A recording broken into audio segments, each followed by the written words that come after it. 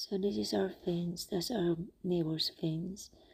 So after the hurricane burial, or we decided to drive around. I told them, let's go take a look.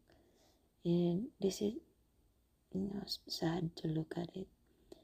Kasi maraming mga kahoy na tumba sa bahay, natumba sa daan.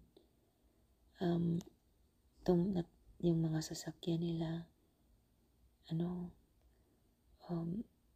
I cannot see all of them. Marami pang mga bahay na ito lang, mga konting bahay lang sa paligid namin, doon sa neighborhood namin. Pero marami pang mga bahay na may malaking kahoy na natumba sa kanilang roof, iba sa garahe. So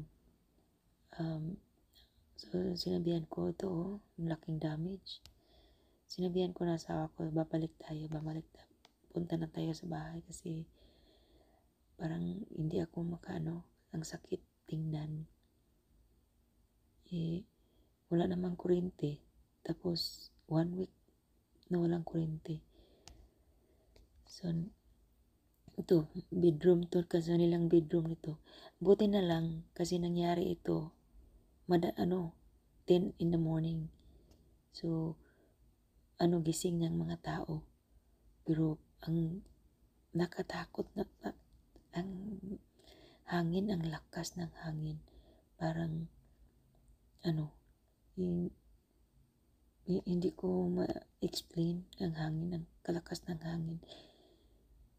Akala ko walang mga masasamang nangyari sa neighborhood namin, pero yun pala, daming mga natumbang mga kahoy.